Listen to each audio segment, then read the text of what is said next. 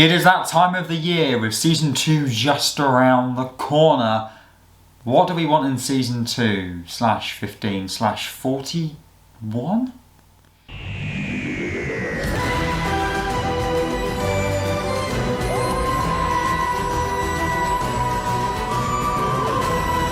Season 15, season 2, whatever, is a week away. Depending on when this comes out and depending on when you watch it, it's pretty damn close.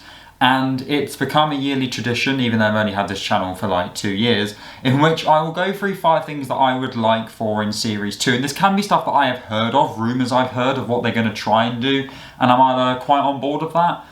So this is 5 things that I want. So 5 things I want. The first thing I want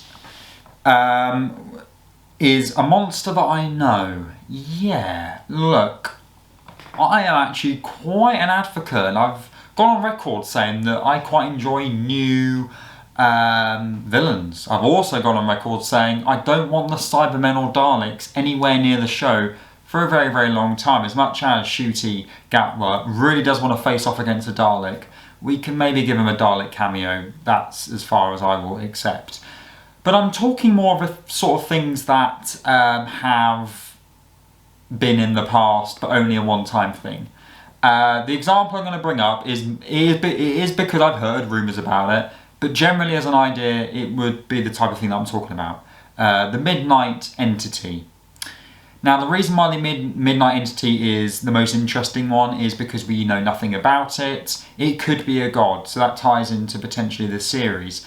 Or even the Vashta Nerada, which isn't a rumour, it's just something which, again, it's a one-time villain. So something like that, something that we know pretty well, and I feel like could have more stories to tell. Now, obviously, that comes with the risk, as I've said before, that it could ruin the mystery, ruin that original story, because it did with the Weeping Angels. So, you know, but it could work. I will accept the Ood. You know I love the Ood, so if they come back, that's all I need.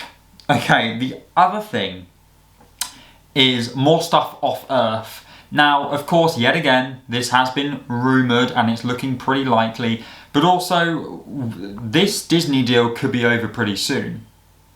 And whilst the BBC can obviously go off Earth, you do need a bigger budget to not use as many earthly locations. That's kind of obvious. You've got to create sometimes a whole new set. Because you're not on Earth, things have got to look different. You can't just use a back street in Cardiff. So you need more money, and with the Disney money at the moment, let's absolutely rinse them, because they've got enough money, and create, you know, more planets. Let's go and see more planets. Of course, it makes more sense. The Doctor, as much as he is very much attached himself to Earth for a number of reasons, you'd expect a Time Lord to sort of not always be on Earth, and, you know, it makes more narrative sense for the Doctor to not always be on the Earth. So that kind of makes sense, and I would quite like that. More time with the Doctor, and this isn't really a dig at Ncuti's performance, saying that he didn't play well enough for me to feel like he was the Doctor. No, that's not what I mean. I want more toned down moments with him, which is kind of alluding me to sort of saying I just want more episodes because you haven't got enough time. But because he was still filming Sex Ed in Series 1 and he wasn't in 73 Yards, he wasn't in parts of other episodes, I do want more of him. I understand he's a very, very busy actor, but we're taking away precious time from him with a very, very precious little amount of time we have anyway with the episode count. So more time with the Doctor is something I would like. Another one is probably the most controversial one, which has started massive debates around the Whotinet, about the Doctor crying. Now, massive fan of the Doctor showing emotion. It's simply the volume of how he does it, to the point where it is not powerful and it doesn't really work. Now, this Doctor, it is obviously very, very emotional, which I completely understand, but also narratively, does it make total sense? I mean, this Doctor was absolutely knackered, as was the 14th Doctor. He rested so he could recover.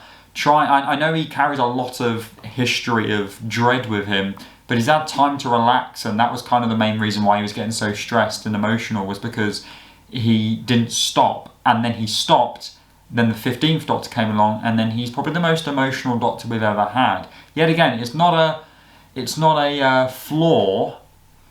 It's just something which, when you overplay it, it isn't as powerful. It's going to get a bad reception. I know a lot of people are going to disagree with me, and honestly, I'm not. I don't blame you. I'm not trying to make this into a hate thing about the Doctor should not be crying at all. Absolutely not. I'm not trying to say that. Just simply the amount of times and finding them key specific moments to do it, not just doing it nearly every other episode. So the finale is what I want to speak about as my last point, and that is kind of how dramatic things are. Now, a lot was set on sort of who is Ruby, the whole mystery around Ruby Sunday, and I'm sort of getting that vibe with Belinda, of who is Belinda, why can she not go back to Earth? There's a bit of a mystery around her. And I'm starting to think maybe this isn't a good idea to zone in on companions, because you're always going to leave the audience quite underwhelmed. And yet again, this massive build-up of who she is. I mean, she turns out to be just ordinary. Even if she doesn't, either way, it's a very, very risky card because it's been played so many times in Doctor Who by Russell T Davies. But overall, we are in the pantheon of gods era of Doctor Who, and gods normally bring high stakes. If you're a god, you're going to have a lot of power. That's quite obvious. A lot of power comes a lot of destruction, because the Doctor, as I said in a past video, is basically the god of life, the god of time, the god of death. He's all three maybe, but either way, normally the gods are all bad, obviously the pantheon of gods. So they have to bring a lot of destruction, but just to destroy the universe and then bring it back half an hour later is not the way you show how powerful they are. It ruins the finale, and yet again, the way it was taunted about Sutekh being, you know, the god of death, and basically this is the end, and then how it ended, I don't want a repeat of it. And I know a lot of people will say, well, this is Russell T Davies, you're going to get a repeat of it. I understand that.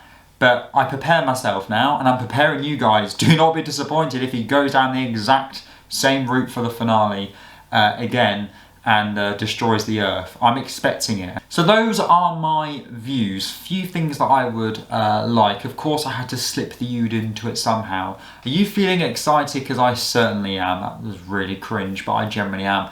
Not as excited to be waking up as early as I have to now to watch it on a Saturday morning, but it's Doctor Who. I will let it slide. If you're new to the channel and you'd like to subscribe, we have reviews, reactions, theories, waffle about the new series. And if you'd like to continue seeing that, subscribing would be fantastic. And give this video a like. That does help me out massively. And I'll see you all very, very soon.